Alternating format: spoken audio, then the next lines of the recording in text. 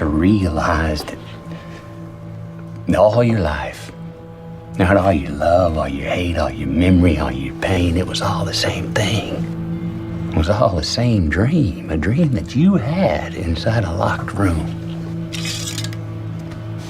A dream about being a person.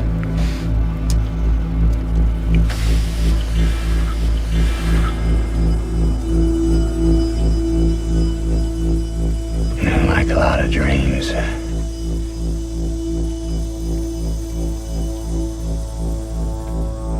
there's a monster at the end of it.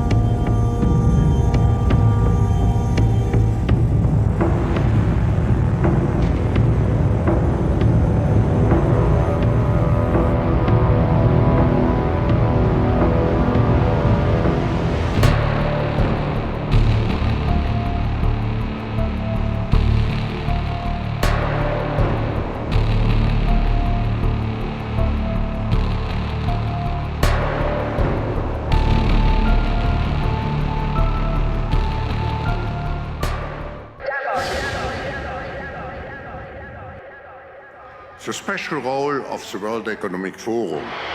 It is a place where at the beginning of the year we come together to analyze the state of the world in a systemic and strategic way.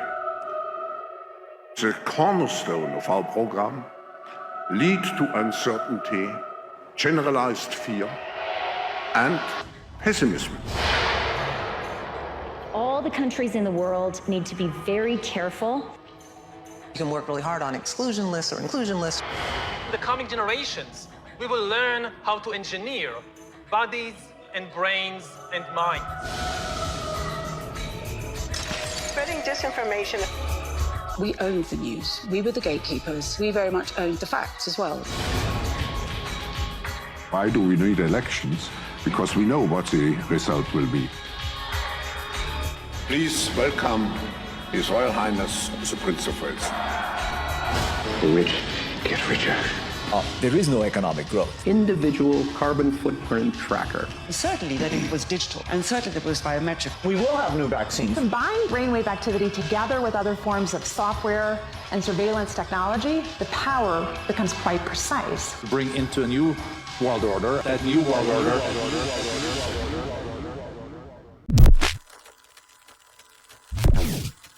It is a one-world socialist antichrist state. That's the essential ingredient. An antichrist state, which they hope to and have longed for and have worked for at least over the last 2 centuries, the secret societies and the Masons, the Freemasons. Father Jenkins, you recently gave a talk on John Paul II and the Vatican and the New World Order. I believe it's relatively unknown that one of the organizations and institutions which has long been, or within the last 25 years, promoting this New World Order has been the Post-Conciliar Church. Yes, that's true. And that videotaped segment that we saw a few moments ago showed Rockefeller's involvement, Castro's involvement, Mikhail Gorbachev's call for a New World Order. It didn't mention a number of other calls by presidents of nations recently for a New World Order. But what is not generally known is that the Second Vatican Council called for a New World Order, called for a one-world government with the police powers necessary to enforce its will over the world. In fact, I can read you some quotations from the last document approved at Vatican II. It's the document called Gaudium et Spes. It's a dogmatic constitution, so-called, on the church in the modern world. And that was finally approved on December 7th, 1965. And I'll just read you some of the statements made by Vatican II in that document. The fathers of the council said, "We must place before our eyes the unification of the world and the duty imposed on us to build up a better world in truth and justice. We are witnessing then the birth of a new humanism, where man is defined before all else by his responsibility to his brothers and at the court of history. This goal, of course, requires the establishment of a universally acknowledged public authority, vested with the effective power to ensure security for all, regardless for justice and respect for law. And it goes on to talk about the community of all men, worldwide community, an economic order on a worldwide scale, abolishing nationalistic ambitions, taking precedence over the laws of nations and the desires of nations. The effort to establish a universal brotherhood will not be in vain. Now, these words could have been spoken by any Masonic lodge. But this call by the Second Vatican Council for a universal world government has already been put into place to a great extent. The creation of the World Court in The Hague in the Netherlands already has the judiciary powers to judge. But what has been lacking has been the executive power to actually command compliance with an order or to suffer force, to compel compliance. Mm-hmm. I think that it is part of a plan. I don't know that they have absolute control over every aspect of it, and who knows what God will actually cause to happen before the final conflict. But in my opinion, what I believe they're doing is, I believe they're taking out all the stops in order to bring about this new world government very quickly. They may be taking some chances. You know, whenever you say, for example, loosen the chains up on the slaves, there's always a chance the slave might revolt. You just don't know what will happen. But nevertheless, you may do it because you want him to have the appearance of a free man rather than a slave. So I think what they're doing is, I think they have perhaps, and this is just speculation, that they have set a date that they want to bring about this new world order. And in order to bring it about, they have to do some pretty dramatic things. The method of, for example, creating this international socialist, godless state by conquering one country after another and imposing a Soviet or a Chinese-type communist state on, while it was effective and while it did work to some degree, it certainly was not going to bring about this international government and world order with any great speed. So what I think they're doing is they're letting up on the reins, as it were. They're going to draw the various governments of the world into certain type of regional alliances, and then eventually perhaps draw them all together under the United Nations, diminish the military capacity of the various countries, and establish this international power. Pause. It's a plane flying low over people's homes, scanning the ground with that green laser.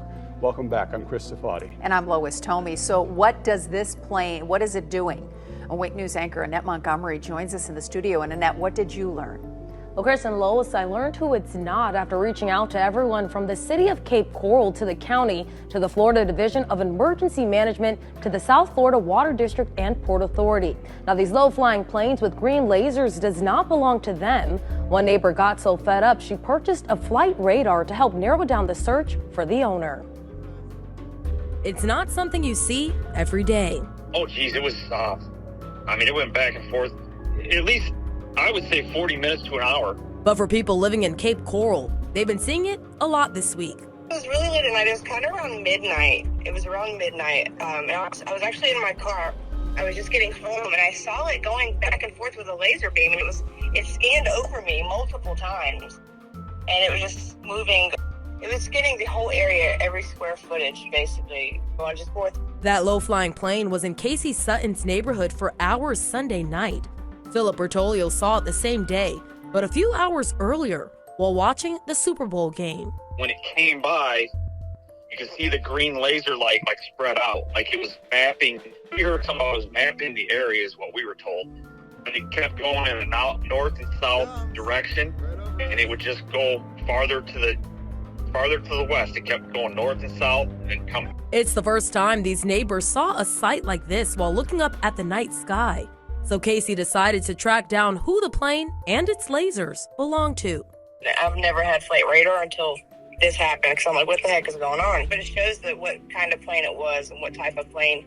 I don't know who owns it, and it just says private owner. When you put the information Casey provided into the FAA website, it comes back with this information saying it's registered to Randigo LLC. But it's unclear who or what they're doing. We just want to know what's going on. Why we're being scanned. I also reached out to the U.S. Geological Survey as they are doing some mapping and data collection involving low-flying planes right now. But they told me not only do their planes fly during the day, they also don't use green lasers. Well, if you've seen green lasers shining down from planes in the air recently, we have some news tonight and answers. The U.S. Army Corps of Engineers say that it's part of a flight to collect some mapping data. They say it won't hurt your eyes. Work was done at night due to daytime airspace restrictions.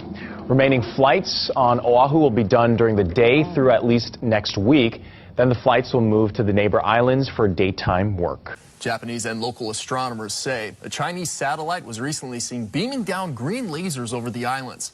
This video captured atop the Subaru telescope on Mauna Kea, operated by the National Astronomical Observatory of Japan. Bryce Moore has the story. The lasers flash for just a couple seconds. Initially thought to be from a NASA altimeter satellite, the Japanese put out a correction note on Monday saying NASA scientists found a most likely candidate as the ACDL instrument by the Chinese Daki-1 AEMS satellite. We just got a report in that there's been some sort of explosion at the World Trade Center in New York City. It's horrific. I can't believe this is happening. Something else just hit. A very large plane just flew directly over my building, and there's been another collision.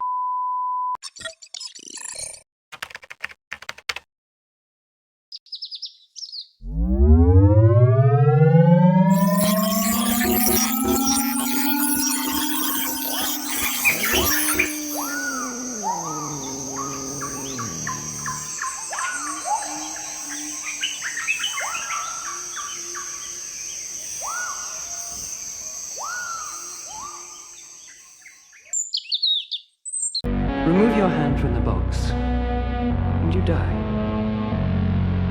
What's in the box? Pain. I must not fear. Fear is the mind killer. When fear is gone, only I will remain.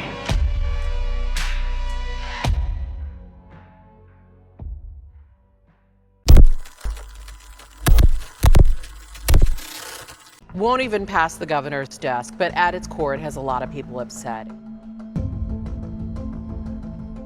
Arizona's legislature advancing a bill that would give property owners the legal authority to kill undocumented migrants. Now, the bill would expand on an existing law in the state known as the Castle Doctrine that allows people to kill anyone illegally in their home.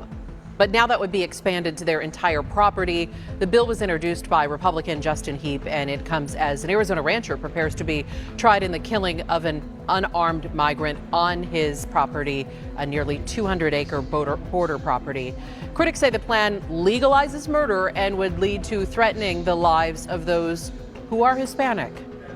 A rancher could be dozens of feet away from somebody and assume that they are in the country without authorization, and it's suddenly open season.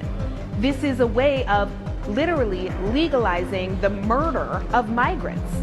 We tried to talk to Heap about this. He did not accept ABC 15's request for an interview on this bill. Again, Governor Hobbs is expected to veto the bill should it ever even make it to her desk. Hobbs said Heap's plan is, quote, intended to score cheap political points.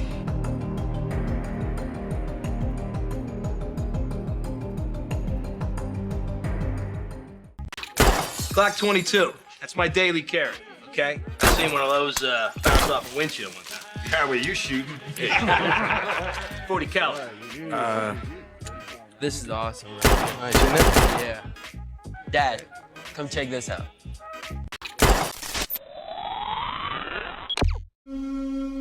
Whether they, the thing that worries me most actually is that whatever is driving this is not composed of diabolical geniuses who at least have some plan for the future, but it's being driven by people who actually do not know what kind of hell they are inviting. Yes.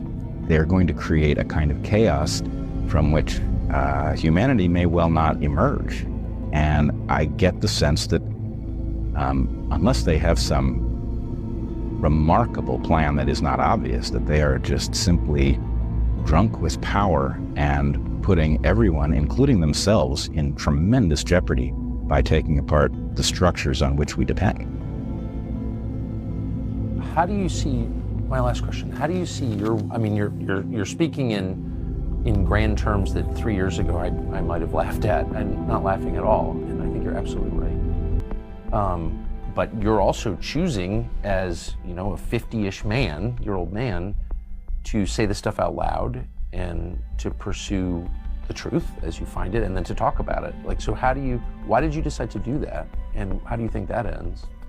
Well, we are all the products of whatever developmental environment produced us, and as I've said on multiple topics where my family has found itself in very uncomfortable and sometimes dangerous circumstances because we speak out, I don't think I had a choice. The elites at the top of the pyramid have known this information for millennia. Using the power of collective consciousness, they program this reality as they please to carry out their plans and agendas. They program reality, and we execute it.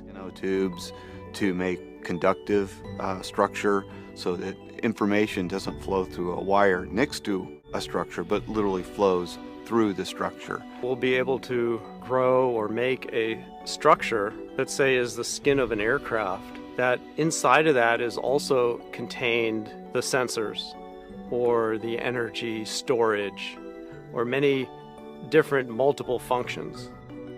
New materials that are on the lab bench right now, they can literally change shape on command. They can become almost a muscular material. We could have an airplane that optimizes its shape for the different flight conditions it's in. There's definitely a lot of amazing technology that's going on with the Lockheed Samurai, based on a small maple seed-like looking device. The fact that we can package enough energy for something like that to fly and still carry a sensor, a camera, enough control capability for it to fly is amazing to me.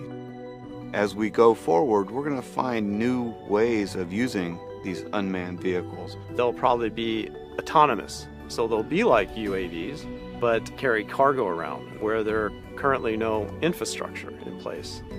We may have small swarms of small vehicles interacting with a larger vehicle that basically combines the information from that swarm. So maybe one vehicle flies a small distance and another vehicle learns from it and knows which way to fly. Probably what makes sense is a heterogeneous swarm. One where not every element of the swarm is the same. Some elements of the swarm carrying sensors, some carrying other types of electronics.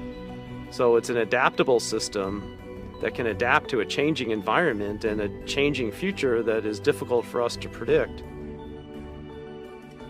The true value of research is not in the answer you get that you knew you were looking for, but the answer that you find that you didn't know to look for. They could pull it off. They could definitely pull it off. Right now, they have the technology to mimic the form, fit, and function of extraterrestrial UFOs. They have the technology, absolutely. It's seamless, and you can never tell the difference. If they do have a false flag invasion, they're going to use one of these. This is the Hudson Valley Boomerang. This is 1982 to 1989. Over 25,000 eyewitnesses reported this craft. They can use these saucers, the cigars, the pyramids, the triangles as a united coalition, and that's how they're going to do it. We're talking about 150 to 172 feet across for the wingspan, which is the identical wingspan of the B-2 stealth bomber. So the question we need to ask is, was some of that $22.4 billion used on the B-2 poured into this program? It's the exact same time frame. When they power up and when they accelerate, it looks like a spark off a grinding wheel, and you could never know the difference. So if they wanted to hoax an alien invasion, they could do it, and they could do it in a way that's 100% believable.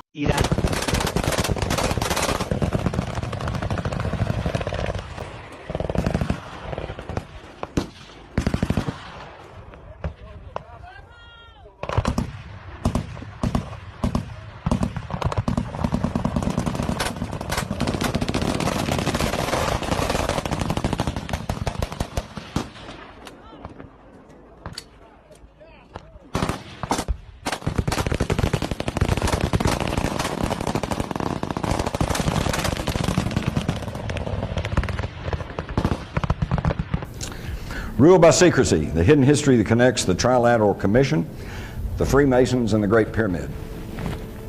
Now, I hate going to places where they put up something and then they read it to you. Hey, thank you, I can read just fine. But I do want to read you this first quote, and then I'm not going to read you the rest. You can read them for yourself. But this one, I think, tells the story. And this is not a conspiracy theorist. This is not Jim Mars's quote. This is Woodrow Wilson, a very powerful insider, an insider who was put into office by men connected to secret societies. He knew what was going on, and what did he write? Some of the biggest men in the United States are afraid of somebody. They're afraid of something. They know that there's a power somewhere so organized, so subtle, so watchful, so interlocked, so complete, so pervasive that they better not speak above their breath when they speak in condemnation of it. How much more do you want, folks? My initial thesis going into Rule by Secrecy was that these secret societies are not isolated groups, that they do connect, and in fact connect all the way back through history. And I was right. And you can read all about that. So I'm going to quickly run you through the modern secret societies and how they connect, and I'm going to try to do this as rapidly as possible to get to the really good stuff. And some of you all are going to start saying, well, what's this got to do with UFOs? Bear with me, and I think you'll find out. We'll start with the Trilateral Commission, which is one of the more recent ones. This was formed in 1973 by David Rockefeller and one of his henchmen, Zygmunt Brzezinski.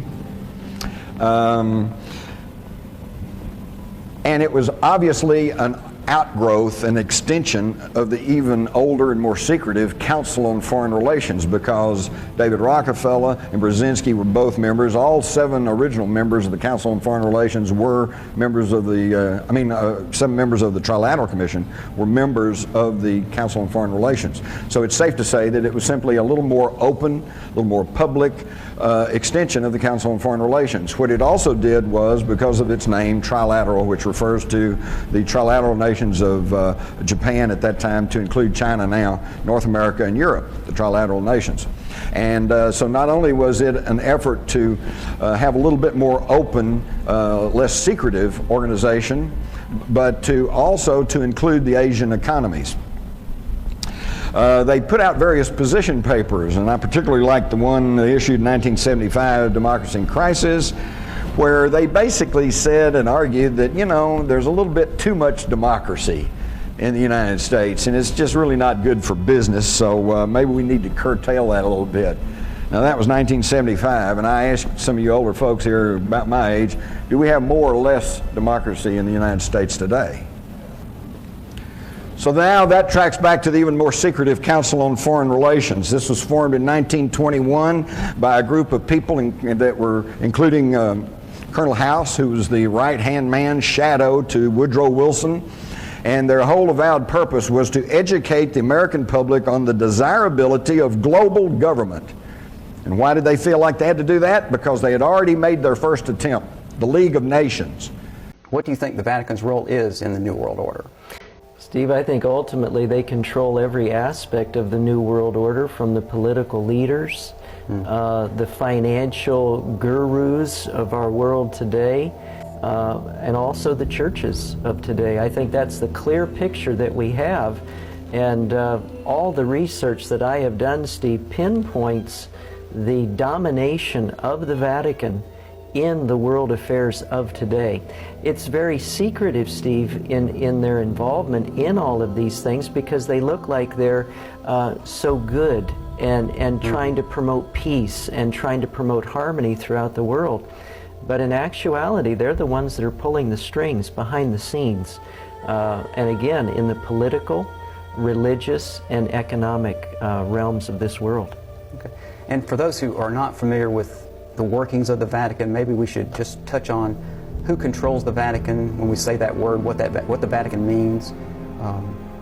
The papacy, of course, but maybe who is controlling the papacy, and who do you see as wielding power behind the throne, as to say it in a certain way. Well, in a spiritual context, Steve, Vatican means the divining serpent, and the serpent throughout history, whether it be biblical history, whether it be secular history, as far back as the Garden of Eden, the serpent, of course, was the medium through which the devil sought to destroy our first parents, Adam and Eve.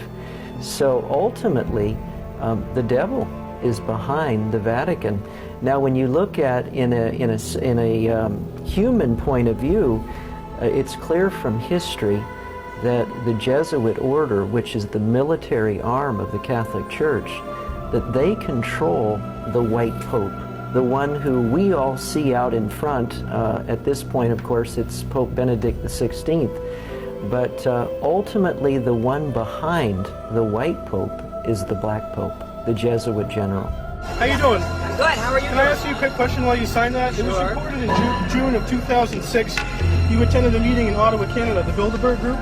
Can you comment on that? What's going on at the Bilderberg meeting, and what do you guys talk about up there? I have no idea what you're talking about. Yeah, you do. It was reported you were up there, and people saw you up there. I just want to know what you guys talk about and meet about up there. Sir, I don't know. Why are they such top secret meetings? I have no idea what you're talking Your about. husband went to a Bilderberg meeting too. I'm just wondering. I'm not being rude or anything. No, I just want to know what happens at these meetings. Well, since I wasn't there, I have no idea. Okay, thank you, Senator. Thank you. How are you? There you go. Thank you very much. Listen, I am a happy member of the Bohemian Grove. I like the folks who come there, and it's really inappropriate for me to talk about the group beyond that. Thank you. Have you been there for the ceremony with the cremation of care? Frankly, I don't think that's something I need to talk to you about.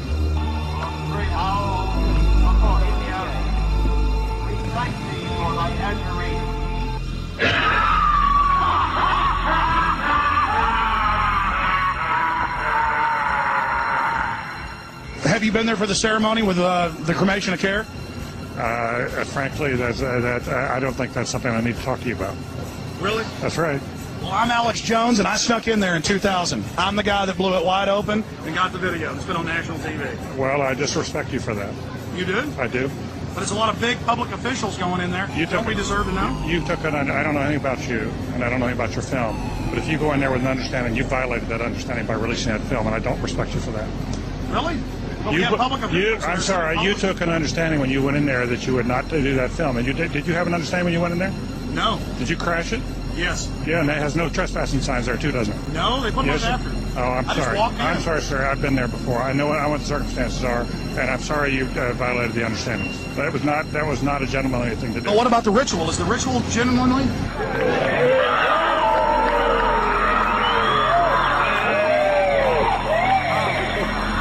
Sir, everything. I don't owe you this comment. I know. This is what's called ambush journalism, and I disrespect you for that as well. So thank you and goodbye. The ritual? That's none of your damn business. Oh.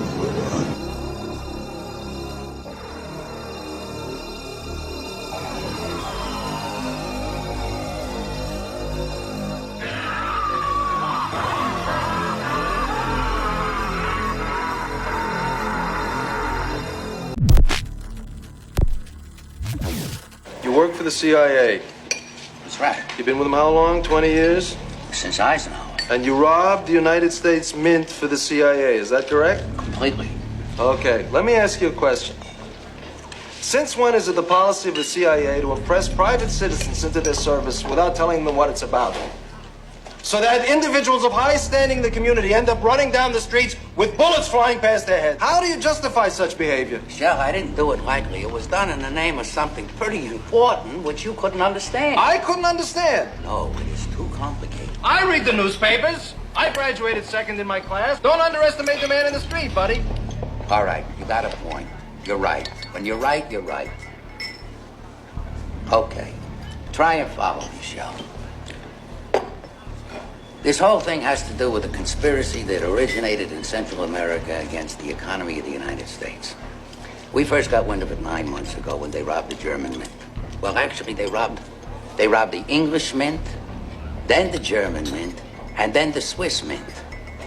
And they never took any money. But who did this? It's a Latin American syndicate. Okay. They only took the plates. Now, what you have to understand is that we have information. The agency has The CIA. sources. You're goddamn right, buddy, the CIA. We know that these plates are going down to Central America. And these people intend to run over billions of dollars of this currency. They want to obliterate their debts. What debts?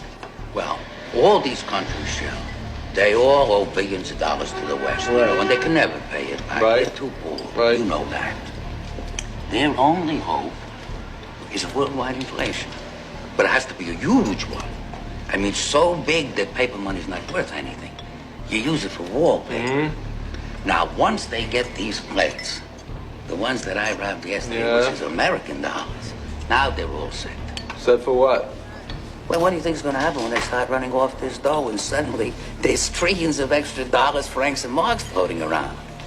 You've got a collapse of confidence in the currency. Right. People are going to panic. Yeah. There's going to be gold riots, atonal music, political chaos, mass suicide, right? Yeah. It's Germany before Hitler. You can see that.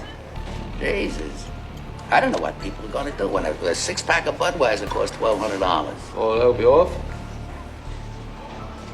You think I'm bullshitting, don't you? No, I don't. Well, they thought I was bullshitting. Who thought you were bullshitting? The CIA. 72 hours. The monetary system of the world will collapse like a wet taco. We are living in a peri-tyrannical situation where there's only 2 clicks left. When you are required to have digital ID to move around and have a life, and when cashless central bank digital currencies are the only way you can buy and sell. At that point, you've lost your freedom. And I refuse to participate. I'm not adopting your language. I'm not respecting your preferences because you don't own reality. You don't own grammar. You don't own definitions. You don't get to tell me. You're not important enough to provide me with an instruction manual on how to talk to you. Are you kidding? How important do you have to think you are to list at the bottom of your emails? And yeah, I see you laughing about it. Yeah, it's hilarious, isn't it? But what are the consequences for not abiding by it? What would happen in this chamber if I were to address Representative Finke? Need I continue? What would the consequences be?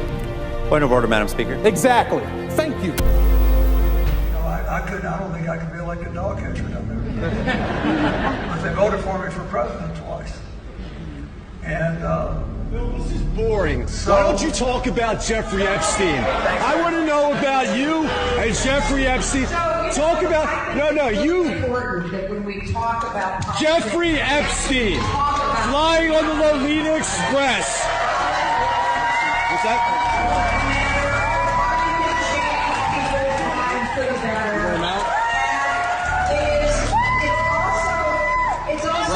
You know it, Bill.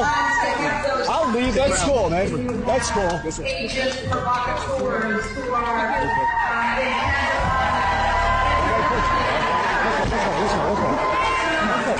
You don't have to push me, man. Let's go. I'm walking. Bill said about Arkansas, which we both love. We have a lot of new things we want in vaccines. We want, TB, HIV. We're working with these companies to help them adopt this mRNA, which is a technology that we think will be very useful. And so the fact that they're very high quality, when they get volume, they're very low cost. They're a treasure to the world. Specifically, what are some of the areas that you are sort of interested in seeing a new generation of vaccines actually happening? Just the ones that you mentioned, or where exactly are we in terms of developing something new which can actually save countless lives? Well, even if you just look at COVID alone, the vaccine's not perfect. It doesn't last, for 5 or 6 years. It doesn't block you from getting infected. It prevents you from getting severe disease.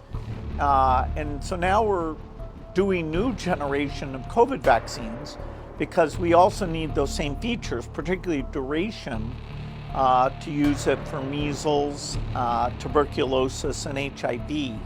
And A lot of this mRNA work is going for cancer vaccines. Our foundation is not directly involved in that. And so the technology has a lot of promise. If we ever had a future pandemic, the ability to adapt is far more rapid. And so it's advantageous. We're even looking at doing animal vaccines using that technology.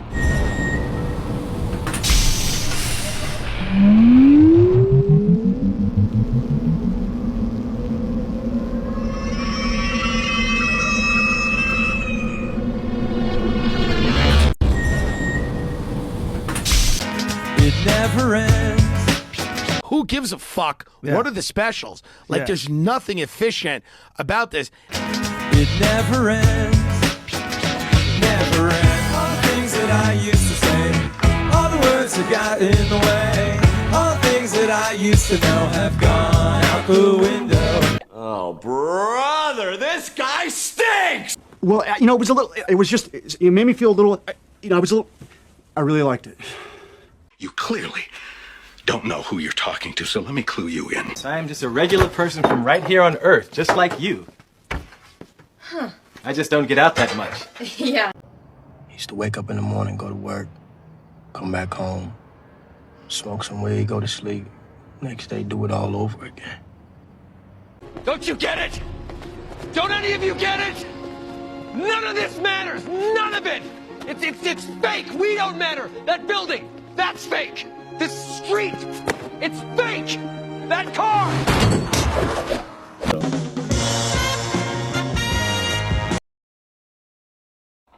From the bureaus of propaganda of the Axis powers came the confident prophecy that the conquest of our country would be an inside job. A job accomplished not by overpowering invasions from without, but by disrupting confusion and disunion and moral disintegration from within. They seek to establish systems of government based on the regimentation of all human beings by a handful of individual rulers who seize power by force. Yes, these men and their hypnotized followers call this a new order. It is not new, and it is not order. I will not be pushed, filed, stamped, indexed, briefed, debriefed, or numbered. My life is my own. We're soldiers. Soldiers don't go to hell. It's war. Soldiers, they kill other soldiers. We're in a situation where everybody involved knows the stakes. And if you're going to accept those stakes, you got to do certain things. Students, soldiers. And I'm dangerous. Smith & Wesson. And it's stainless. Brand new rod. I'm finna paint it. Then it's a dogfight. Against 5th gen fighters? It's not the plane. It's the pilot. Splash one, splash! One last chance. You can do this! Come on, Ricky. Holy shit! Yes! Splash two!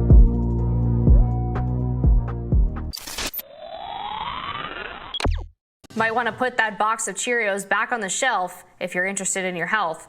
A staggering 4 out of 5 Americans are being exposed to a dangerous chemical linked to reduced fertility, altered fetal growth, and delayed puberty. Those chemicals are reportedly on a huge number of popular oat-based foods in America, including Cheerios and Quaker Oats. Let me be clear. WHO did not impose anything on anyone during the COVID-19 pandemic. Not lockdowns, not mask mandates, not vaccine mandates. We don't have the power to do that. We don't want it, and we're not trying to get it. Our job is to support governments with evidence-based guidance advice, and when needed, supplies to help them protect their people.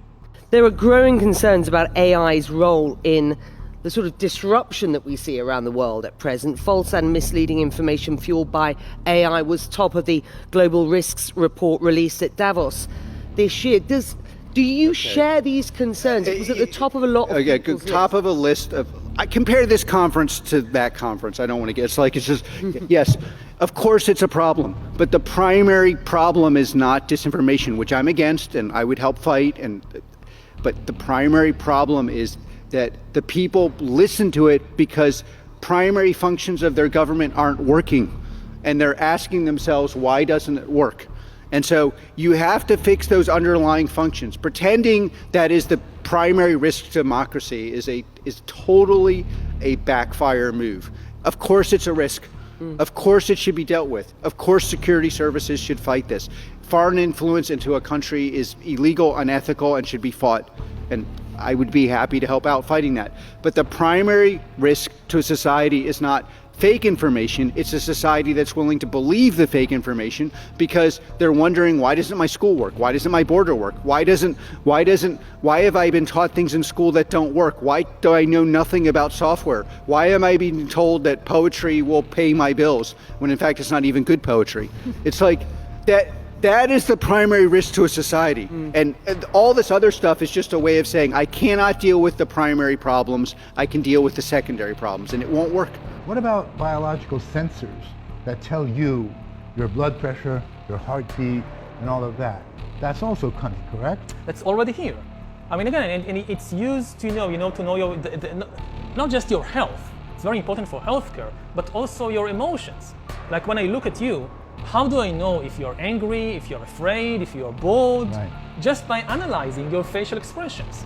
Now, this is something that the computer can do today, but the computer can do something more. I can't see your heart right now. I can't see your brain. But with a biometric sensor, the computer will be able to see not just your facial expressions, but even your heartbeat and which areas of the brain are working now. This is not science fiction. This is not like 100 years in the future.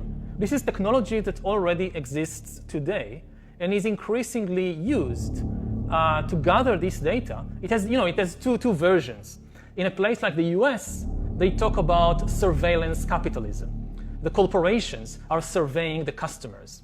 And in a place, say, like China or North Korea, it's increasingly the government. I don't see that it makes that much of a difference, whether it's the government or the corporation. I couldn't care less. I don't want to be controlled by either, quite frankly. Doctors had wired a sensor into her brain that analyzed her neural activity. Now, University of California engineers have created a tiny wireless sensor they call neural dust. The devices could one day be implanted into the brain to wirelessly monitor neural signals and perhaps control prosthetics. Smaller than a grain of rice, neural dust is less irritating to the body than conventional electronic implants, which connect to the nerves using wires and can cause inflammation. Instead, the wireless sensors convert ultrasound vibrations into electricity and then transmit information to a receiver outside the body. Researchers implanted the small sensors into the sciatic nerve and leg muscles of rats and monitored the electrical signals between them. But the scientists hope that in the future, neural dust will be implanted directly into the brain to monitor brain function and allow the movement of prosthetics without being wired into a bank of computers. That might be a limb prosthetic, it might be an exoskeleton, it might be something more advanced, like a speech generator. The scientists say it would resemble a Fitbit-like device that lives inside you and would monitor nerves, muscles, and organs in real time. You can almost think of it as the sort of internal deep tissue Fitbit type of thing, right? Where you would be just collecting a lot of data that today we think of as very hard to access. But the sensor has to be made even smaller to use it in the brain. So the scientists are working to create neural dust that is only half the width of a human hair. What is 45,689 divided by 67? Sure. He silently asks the computer and then hears the answer through vibrations transmitted through his skull and into his inner ear. 6, 8, 1, 0.925. Exactly right. One more. What's the largest city in Bulgaria, and what is the population? The screen shows how long it takes the computer to read the words that he's saying to himself. Sofia, 1.21 million. That is correct. You just Googled that. I did. You could be an expert in any subject. Mm-hmm. You have the entire internet in your head. That's the idea. We are going to become gods. Period. If you don't like it, get off. You don't have to contribute. You don't have to participate. But if you're going to interfere with me becoming God, you're going to have big trouble. Then we'll have warfare. You are not God. And in the United States, we had a period where we were sort of, having this debate about, are some religions good and some religions bad? I'll tell you my view on it, and it's a hardened view. It's a sincere view. I divide the world not between Muslim, Jew, and Christian or Buddhist. I divide the world between people who believe they're God and people who know they're not. And the only people I trust are in the second category, because that is the beginning of wisdom. When you know you are not God, that you cannot affect every change that you want, that you can't foresee the future, that you're not omnipotent, then you are much more likely to make good decisions, wise, humane decisions. By contrast, when you believe you have the power to shape the world and other people, as we were hearing this morning through biohacking, when you think you can create a better human being through technology, you're very dangerous because you don't understand your own limits. You will get a lot of people killed. Long live the Empire. Long live the Empire! Perhaps it is time for a change. Now, more than ever, building a strong galaxy requires protection and security.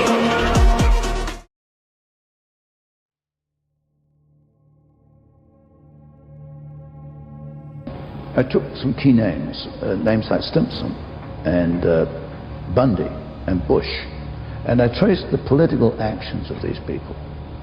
And by tracing their political actions through even establishment history, you could identify certain clear concepts. One is that they have backed both sides of a number of wars. They backed Nazi Germany. They backed Soviet Russia. We talked earlier this evening about the build-up of the Soviet Union. Okay, the attorney who submitted a memorandum to Woodrow Wilson recommending the recognition of the Soviet Union and assistance to the Bolshevik Russia was none other than William Thatcher. Thatcher is a member of the Order, Skull and Bones. You don't find their members in large numbers. What you find, all key organizations have a key member in place. Whether it be the Council on Foreign Relations, Trilateral Commission, the Atlantic Association. What about the National Security Council? Oh, yes. Can you name the person? I can name CIA. Van Dyne was in CIA. William Buckley. Another interesting thing, I can't remember offhand to answer your question. I answered it with CIA. Know that we're talking about left and right. And I find that William Buckley, conservative in quotes, is a member, but so is the Reverend Sloane Coffin, who's way on the left because he organized the anti-Vietnamese war resistance. In fact, it was William Buckley's club that selected William Sloane Coffin in the next club. So here we established the phony right and the phony left. You find the representatives on the right, the representatives on the left. Now, there used to be a Marxist journal, I think the Monthly Review, that was founded by the Order. A Marxist journal? Marxist journal. It's a very important Marxist journal because it is the link between the old Marxists of the 1930s and the new progressives which came up in the 50s and the 60s. The Monthly Review was actually founded by Matheson, who's a member of Skull and Bones. They financed it. That's on the left. On the right, Time, Life, Fortune. That massive complex was founded and financed by 22 members of Skull and Bones. That's a lot of members. Well, they need a lot of money. 22 of them. Need a lot of money. It's cheaper to finance a Marxist journal than a Time Life and Time Life Fortune. What you find is the key people or members are in key places, and their influence is felt. Then another thing I found, so all right, they operate this phony left-right, they create wars, there's no question about that. I find continuity. A good example is the Bundy family. William Bundy, if I can recall, was Secretary of War under Roosevelt in World War II. At the end of World War II, he pulls in his two sons, William Bundy and McGeorge Bundy. They, in turn, under Kennedy and Johnson, become National Security Advisor to the President and, I think, Assistant Secretary of Defense. So you find continuity within families. The Simpson family the same way.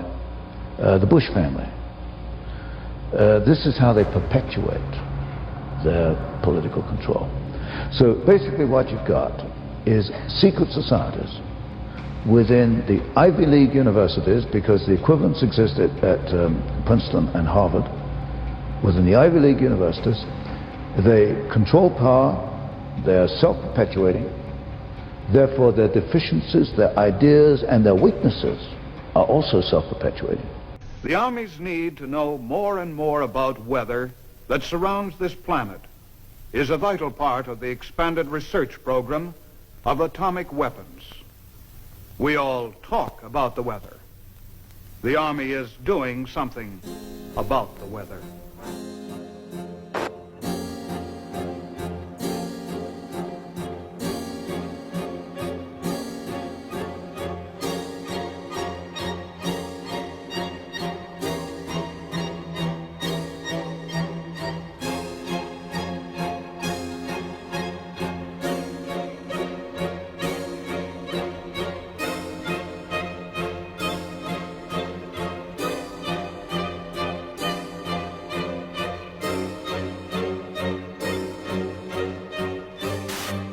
I would like to take you into the laboratory and show you a few of the experiments that led us to our outdoor experiments in converting clouds into snow. Using a home freezing unit such as this, we can form supercool clouds just like those in the natural atmosphere by taking a tiny piece of dry ice such as this and scratching it so a few tiny fragments fall into the supercool cloud. Long streaks develop. The particles grow very fast. They grow about 1 billion-fold in volume in a few seconds. Many millions of snow crystals form, and we get the same effect as is produced by dry ice. Dry ice is not particularly important as far as the fact that it's CO2. It is primarily important because it's colder than minus 35 degrees centigrade. This is a picture of the first cloud that we seeded back last November.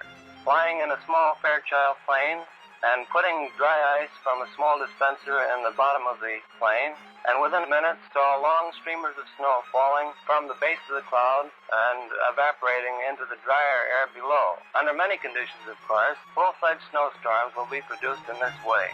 Nature at last has permitted to do a little something about the weather.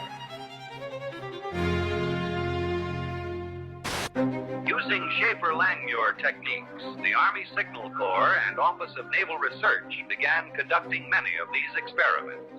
In 1947, Project Cirrus expanded to test cloud seeding on a hurricane traveling eastbound 350 miles off the coast of Jacksonville, Florida. They dropped 80 pounds of dry ice into the raging storm, only to realize that the hurricane suddenly changed direction and began traveling back towards the United States. Savannah, Georgia was hit by record-breaking winds of up to 85 miles per hour. More than 1,500 people were left homeless, and at least 2 people died. Total damage was reported in the millions of dollars, and the project and its participants were blamed for what happened. On the night of the 15th of August 1952, the worst flood in British history swept through the tiny seaside village of Lynmouth. 90 million tons of water devastated the area, killing 35 people and leaving over 400 homeless. 40,000 tons of boulders were dragged off the moors, destroying houses and cars. Porters spoke to squadron leader Len Otley. He confirmed that he worked on Project or Operation Cumulus, which was also referred to as Operation Witch Doctor. What's more, in mid-August 1952, Alan Yates, a lecturer at Cranfield School of Aeronautics at the time, was asked to take part in cloud seeding experiments. According to Yates, the artificial rain fell over Lynmouth and washed the village into the sea. Newly declassified documents prove that Project Cumulus was indeed going on the day of the flood that year. Project Skyfire, a U.S. forestry research operation concerned with the study of lightning in all of its manifestations. Project Skyfire is aimed at lightning fires in western Florida. In detail, the manner in which your work involves you in the dispersion of clouds, which happen to have some effect on, or rather bring about thunderstorms or what have you. Could you tell our audience something about that type of work? Laurie, we're conducting experiments in cloud seeding aimed at determining whether or not weather modification techniques might possibly prevent lightning fires. We carry this work on by seeding clouds with silver iodide nuclei. We disperse silver iodide from specially developed generators located either on the ground or on aircraft. Our experience has been that we can do the best job through aircraft seeding.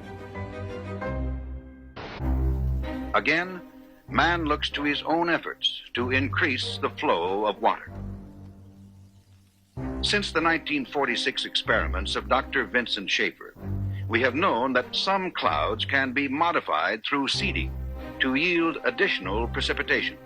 In 1961, Congress directed the Bureau of Reclamation to begin a long-range study of cloud seeding with the aim of eventually augmenting the nation's supply of water.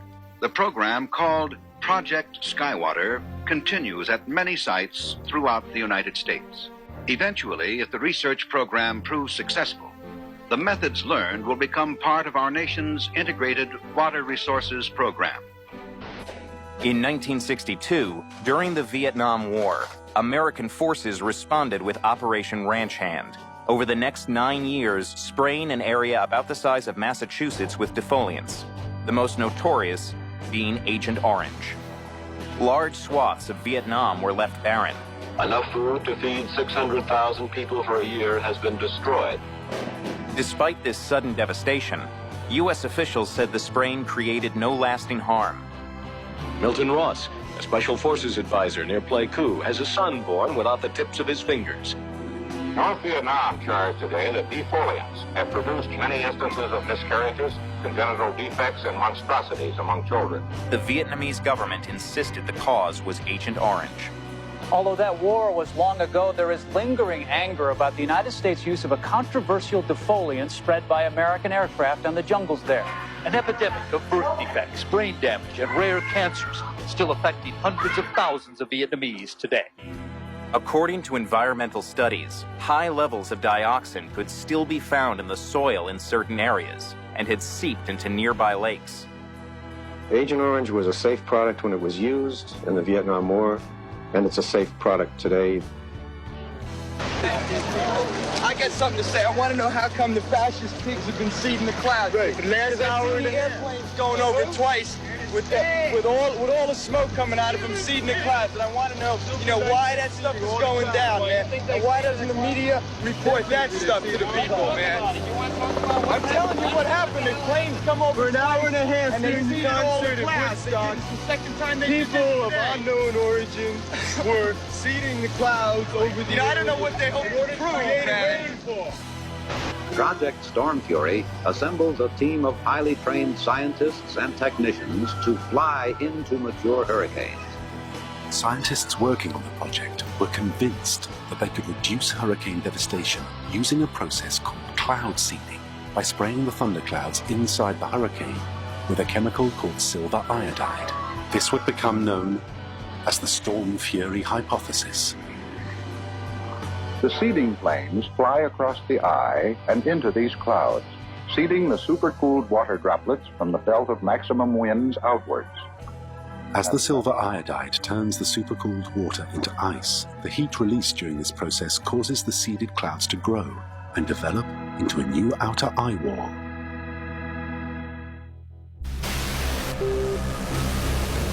At that time, the United States Army were in Vietnam.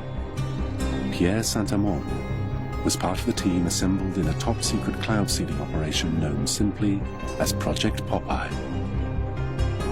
In May 1967, as monsoon clouds developed over the Ho Chi Minh Trail. Armand and his team put their new weapon to the test. We ejected the material so that it fell into the growing part of the cloud, and it rained very heavily out of it, and everybody was convinced with that one experiment that we'd had done enough. Project Popeye had opened the door to a new and dangerous type of warfare. Some said, if you control the weather, you can control the world. Military planners imagined loading the clouds with radiological, biological, or chemical agents and having them rain on demand. They could attack your enemy using the weather, but deny ever doing so. Allegations were made that cloud seeding had not only made jungle paths impassable, it had also killed thousands of innocent people. But this didn't stop governments from continuing to explore ways of modifying the weather, sometimes for highly questionable purposes. Brought with you some of those devices which would have enabled the CIA to use this poison for, we have indeed, for killing people.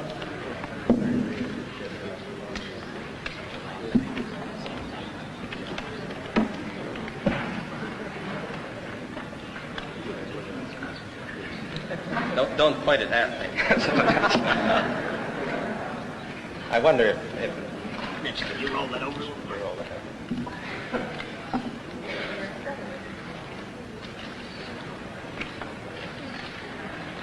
Now, does this pistol fire the dart? Yes, it does, Mr. Chairman. The round thing at the top is obviously the sight. The rest of it is what is practically a normal 45, although it's special. However, it works by electricity. There's a battery in the handle, and it fires a small dart. So that when it fires silently? Almost silently, yes. Very little. What range does it have? 100 meters. 100 meters, I believe, about 100 yards, 100 meters. About 100 meters range. Right. And the dart itself, when it strikes the target, does the target know that he's been hit and about to die? That depends, Mr. Chairman, on the particular dart used. There are different kinds of these flechettes that were used in various weapon systems, and a special one was developed which potentially would be able to enter the target without perception. God damn it, I like the way you do business. You're a reasonable man. Shout out to you, my boy. Welcome to the team, man. And as we look at the world today, and we see this move towards the New World Order, we sometimes face exactly the same issue. There are just too many clues out there. In fact, we talk to people about what's really behind everything that's going on. And some people will tell you it's the bankers. It's the bankers because when we have wars, bankers make money. And if you read Professor Quigley's book, Tragedy and Hope, on page 324, he'll tell you how the central bankers are working in concert to create a feudalistic system by which they'll control the nations of the world by financial flow, and they're doing it secretly, and the banks are working all together. And people will tell you it's the bankers, and other people will say, oh, it's not the bankers, it's the Jewish bankers. It's the Jewish bankers, and they will tell you that the Federal Reserve has two types of stock, Class A and Class B, and all this money is going overseas, but you know, there's no evidence of any of that. And the tragedy is, if you look at the central bankers of the world, most of them are not Jewish, and that's what Professor Quigley says in his book. The vast majority of the central bankers are not Jewish at all. Well, there are other people who are going to say, well, you don't understand. It's really the Council on Foreign Relations. Because since 1953, every chairman of the Federal Reserve Board, the head of the central bank in America, has come from the Council on Foreign Relations. Do you realize that the head of the Arms and Disarmament Agency in the United States since 1953 has come from the CFR. All but one Secretary of State, all but one Assistant Secretary of State, all but one Director of the CIA since 1953 has come from the Council on Foreign Relations. And furthermore, 7 of the last 9 presidents came from the Council on Foreign Relations. The Council on Foreign Relations is America's invisible government that's running the world. And People saying, no. The Council on Foreign Relations just is for America. It's the Bilderbergers, because the Bilderbergers combines the people of great wealth in America and the socialists in America, and they work with the Europeans, and they meet on a regular basis, and they pick our presidents, and Bill Clinton was picked by the Bilderberger group, and people said, no. It's the Trilateral Commission, because that includes the people from the Orient and from Japan and from the Pacific Rim. And this is an international movement towards world control. And others are going to say, you don't understand, it's really communism. Communism is the real enemy. Most people think that communism is dead. Communism isn't dead. The whole fall of communism was a sham. In fact, Gorbachev had actually created the Green Cross Foundation in the United States, taken the papers out for it 6 months before the phony revolution over there. Communism is in full military production for war. Don't you know that? You hear how the soldiers are starving, but they're building new nuclear weapons and new mobile intercontinental missiles, and America's unilaterally disarming, and that doesn't make any sense. And China's in full production for war, and there are 1.25 billion people who live under communism in China, and our government is doing everything they can to help them, and most favored nation treaty status. But it's not just that. Do you realize that 2/3 of all the new industries going in there are financed by American corporations and American international banks? Communism's the enemy. And others will say, oh, it's not communism at all, it's socialism, because every communist is a socialist, and there's a Socialist International out there, second, third most powerful organization in the world, and it has regular meetings, and the socialists throughout the world meet, and they work in conjunction with the communists to further their goals. And they say, oh, no, it isn't. That is the humanist, because every communist and every socialist is a humanist. And if you haven't read the Humanist Manifesto, they've laid the whole plan out for world domination, and they're socialists, and they want world government, and they're pro-abortion and pro-homosexual and pro-criminal and pro-drug, and it's the humanists. And then there's the people who say, oh no, it's the foundations.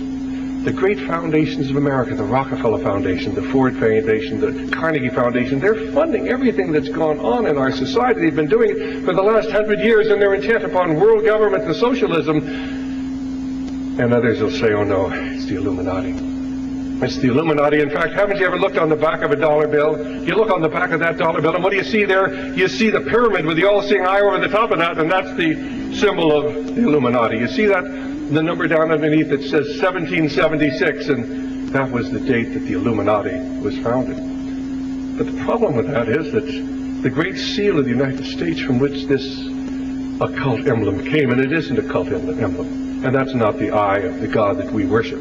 That's the sun god. If you read occultist, that's the eye of Horus. That is indeed the eye of Lucifer that's on the back of the dollar bill. For some reason we're not very sure of, the pyramid is on the reverse of the seal, the Great Seal of the United States. No one knows exactly why it was put there. No one knows who put it there. The custodian of the Great Seal, back about the turn of the century, wrote a book on the story of the Great Seal of the United States. And he said the reverse of the seal, the front of course is the eagle, the reverse of the seal has never been cut, for the reason that it is nothing but the dull symbol of an esoteric society. Well, that esoteric society, of course, numbered among its followers Washington, Franklin, probably Jefferson. Now, when was the Great Seal cut? It has been cut. It was cut during the presidency of Franklin D. Roosevelt, and has since been found on the reverse of our dollar bill. This seal is apparently the symbol of a monument which, according to the Bible, was set up in Egypt to bear testimony. It was quite possible, and people are beginning to work more and more on it, that the study of the pyramid is very, very important to the solution of our relationship to the ancient world.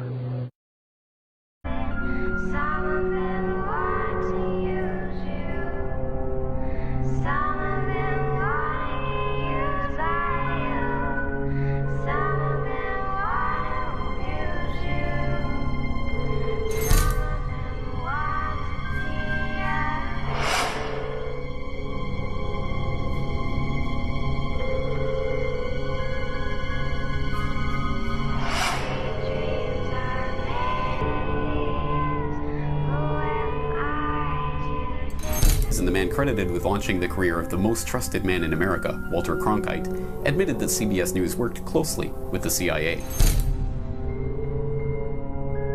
Yo, this is Walter Cronkite. I mean, Tupac. I be getting confused. Yo, this is Walter Cronkite. I mean, Tupac. I be getting confused.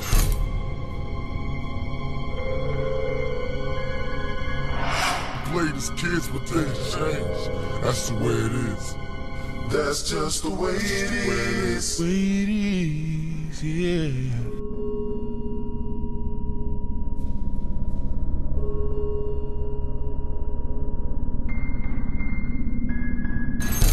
Over the years, numerous specific examples of the agency's manipulation of the news media have surfaced, including multiple instances where stories that had been outright fabricated by CIA assets had resulted in the justification for military intervention. In the 1980s, for instance, a story about Russian MiGs being delivered to Nicaragua appeared on the front page of the New York Times. As CIA analyst turned whistleblower David McMichael later revealed, this had been completely made up, but was reported as fact as a way of manipulating public opinion to support US intervention in the region. In an infamous story from the 1970s revealed by CIA whistleblower John Stockwell, a story about rapes committed by Cuban soldiers in Angola, which was widely reported around the world, had in fact been completely made up by CIA assets in the press. So he came up with another story, which he in fact kept going for weeks, and it was a good story in terms of the CIA's propaganda interests. He had some Cuban soldiers raping some young Angolan girls. Then there was a battle, and he had that Cuban unit cut off and captured. And then he had the Cuban women, the victims, identifying their rapists. And then there was a trial, and they were convicted. And then he had them executed by a firing squad of the women who had supposedly been violated, with photographs of young African women with weapons shooting down these Cubans. There had never been a rape. There had never been the military action. The Cubans had never been captured. It was all fiction. Stockwell did extremely well with this story. Here's the Daily Express of March the 12th, 1976. Gun girls execute Cuban rapists is the headline. And quoting from UNITA, it says that 17 Cubans were executed, 5 of whom had been identified as the people who had raped 4 African women a few weeks before. And here's the Evening Standard, with a bit more convincing detail, saying the Cubans were shot with their own guns. And here's the Daily Telegraph, the newspaper of record, adding a bit more detail, identifying the region from which the women came, and saying that they took part in the executions. The reporter was John Bullock. I haven't the faintest idea whether it was true, and I never said it was true.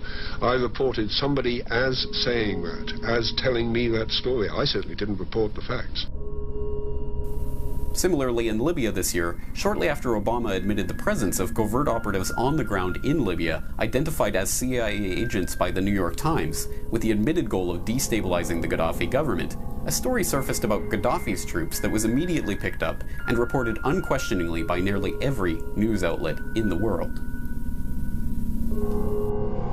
In the morgue, Gaddafi soldiers killed in the fight for Ashdabia, and in the pockets of their uniforms, Viagra and condoms, weapons of war. President Muammar Gaddafi is also rejecting allegations he ordered his troops to rape women as a way to spread fear and dissent in the early days of the liberation. Now, the International Criminal Court says there is evidence that Colonel Gaddafi ordered his forces to use rape as a weapon of war. It was later admitted that there was in fact no evidence whatsoever to back up these assertions, but that news was not heralded with anything near the same attention that the original accusations had garnered. It's universally understood that such operations still take place, but without whistleblowers and insiders exposing the truth, it's impossible to tell exactly what stories in our own day and age have been completely fabricated by intelligence agencies with a vested interest in manipulating public opinion.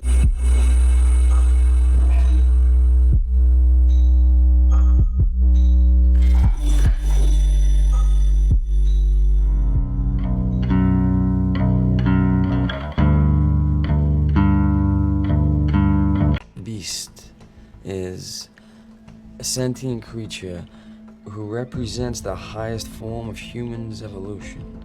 He believes the time of ordinary humanity is over. I hope this makes you feel calm. you will be in the presence of something greater. I was gonna ask for your last shirt, but I won't.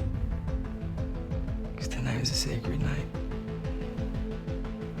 It's almost over. A massive altar already awaits, where the heifers are to be burned.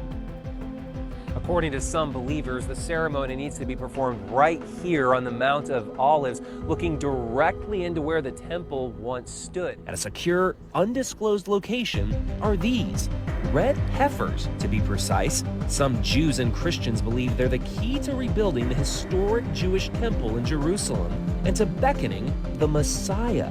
To understand, you have to go back nearly 2,000 years when the ancient Romans destroyed the last temple in the city to rebuild it. These believers point to the Bible's book of Numbers.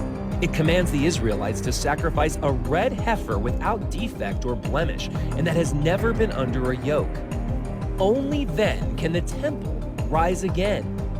Caring for them on an Israeli settlement in the West Bank is Yitzhak Mamo. So we have here, after a long research, we find in Texas. Texas? Texas, United States of America.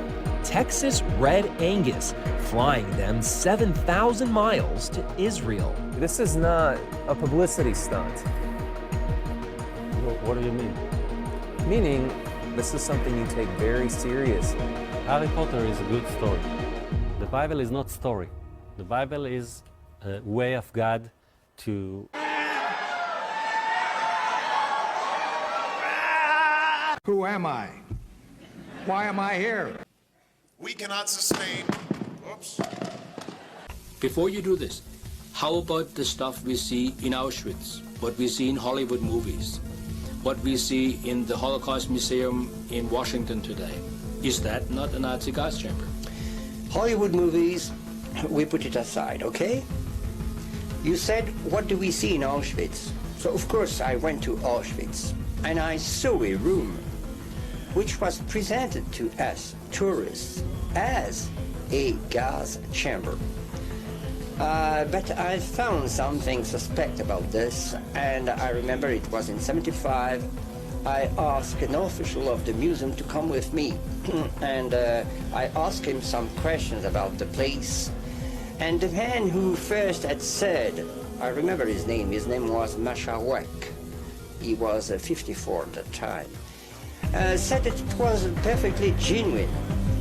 And I trapped the man, and he had to confess, he blushed, and he had to confess that it was a reconstruction. 6. September 1990 mitgeteilt. Er wäre in Auschwitz gewesen und der Kommandant von Auschwitz jetzt, der Leiter des Stabsarchivs und Museums in Auschwitz, František Pieper, habe ihm gesagt, gestanden vielmehr, dass die Gaskammern, die den Touristen gezeigt werden, doch Attrappen sind, nach dem Kriegsende erbaut wurden, von den Polen selber. Das weiß der Professor Dr. Bernd Martin, Leiter der Historischen Fakultät der Universität Freiburg, nur wagt er es nicht in der Öffentlichkeit auszusprechen. Denn sie an Deutschland verbunden. And I said, okay, a reconstruction. It means that you have plans. I want to see those plans. And I cannot get into the details, but that's the way I found the plans of those places, and those places had never been gas chamber. It's very difficult to gas someone, you see, because if you use hydrocyanic acid, you need something extremely sophisticated. I even went to visit in United States, in Baltimore, for example, an American gas chamber to have an idea of how can you gas someone with hydrocyanic acid or Zyklon B without gassing yourself. Now, this is for Auschwitz. So in Auschwitz, what you see, what the tourists see, is only something which was a morgue, and then it was transformed in an air raid shelter. It was never a gas chamber and could never have been used as a gas chamber. You have a poor little tiny door with glass, and it would have been broken by the prisoners in it. The gas would have gone to the SS hospital at 20 meters there. It's a physical and chemical impossibility.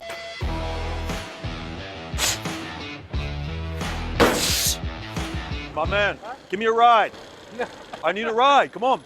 I'm going to the art museum. I have an order. My man, roll the window down. I'm trying to tell you something. You can't park here. See the sign?